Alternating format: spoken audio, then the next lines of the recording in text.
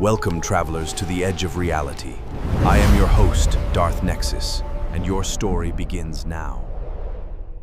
Welcome back, travelers. To most of Gielinor, the history books begin and end with Saradomin's light, Zamorak's fire, and Nexis' fragile balance.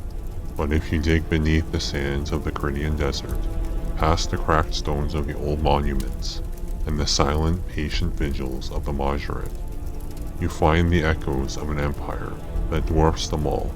Long before the God Wars tore the world apart, before temples crumbled and mortals learned to fear the divine, there was a master of shadow and light who ruled an entire world in absolute, undisputed grace. He was the Empty Lord, the bringer of knowledge, and the god whose very murder shattered the Second Age. This is the rise, the fall, and the dark legacy of Zaros. The origins on Freneskae. To understand Zaros, we have to look back far beyond Gielinor, back to the harsh, ashen world of Freneskae, a desolate wasteland abandoned by the Elder Gods.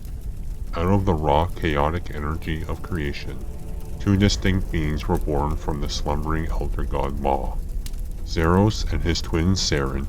While Saren stayed close to their unstable creator, trying to comfort a being whose mind was fracturing, Zaros looked outward. He possessed an intellect and a cold, calculating ambition that set him apart from anything the universe had seen. He realized that staying on Freneskae meant a slow death in the ashes.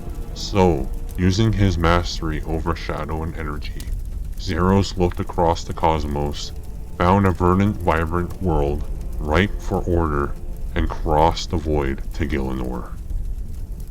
Act 2. The Empire of Senntisten, the Golden Age. When Zaros arrived on Gielinor, he didn't conquer through brute force or destructive fire. He brought civilization. He founded the great empire of Senntisten, a sprawling metropolis of towering spires, brilliant magical architecture, and unprecedented technological and mythical advancement. Under his rule, mortals and powerful beings alike lived in a structured, orderly society. He didn't demand fanatical worship, driven by blind zealotry. He offered knowledge and enlightenment, and absolute order. He was the bringer of light, and for a time his empire was untouchable.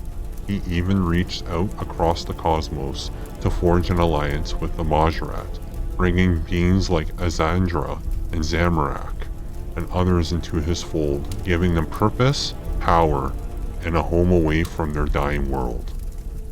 The fracture within. But absolute order leaves little room for ambition. As the centuries rolled on, cracks began to form within the inner sanctum of the Zarosian Empire. Not everyone was content being a pawn in a grand, cold design. Among his closest allies was a brilliant, fiercely driven Majorette commander named Zamorak. While Zaros viewed the universe through a lens of grand, detached logic, Zamorak saw opportunity. He watched how power flowed through the empire, the terrifying extent of Zaros' control, and began plotting the unthinkable. Zamorak didn't just want a seat at the table, he wanted the throne, and he was willing to burn the entire world to get it. The Night of Betrayal. The climax of the Second Age came down to a single lightning-fast moment of treason. Gathering rebellious factions, corrupted allies, and harnessing the raw, volatile power of the Stone of Jazz. Zamorak struck from within, while Zaros stood at the height of his power. Secure in his divine invulnerability, the trap snapped shut. A catastrophic blast tore through the heart of Senntisten. Zaros' physical form was shattered and cast violently out of reality, and into the dark, silent abyss of the Shadow Realm.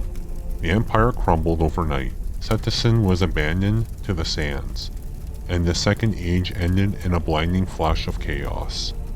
The Empty Lord was gone, and the God Wars had officially begun. The Long Vigil and the Return. A silence of the desert. With Zaros banished into the void, Gielinor plunged into darkness. The sprawling empire of Senntisten was swallowed by the shifting sands of what would become the Critian Desert.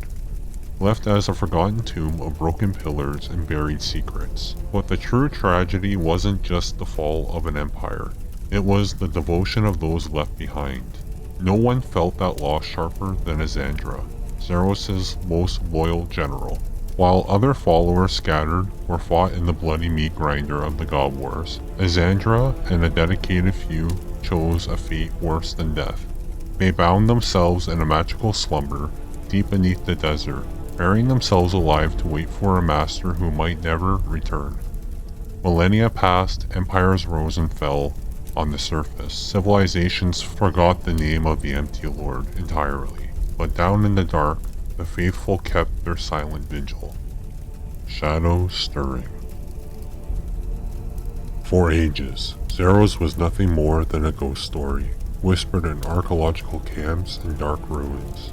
But as players discovered during modern quests, like the Temple of Senntisten and the Fate of the Gods, you can't keep a god of shadows down forever. Bit by bit the seals cracked, and Azandra woke to a changed world, and the intricate threads of the Empty Lore began to weave back into Gielinor's history. When you look at the grand narrative of RuneScape, Zaros isn't just a villain or a relic of the past. He is the ultimate mastermind playing a game that spans multiple ages. Next time you wander through the silent ruins of the desert, or unearth an ancient Zarosian artifact, remember the empire that built this world, and the god who is still waiting patiently in the dark. Thanks for watching, travelers. If you enjoy diving into the dark history of the Empty Lord, hit that like button, subscribe for more deep lore breakdowns, and let me know in the comments, do you think Zaros is a benevolent savior or a manipulative cosmic threat? Until next time, happy hunting.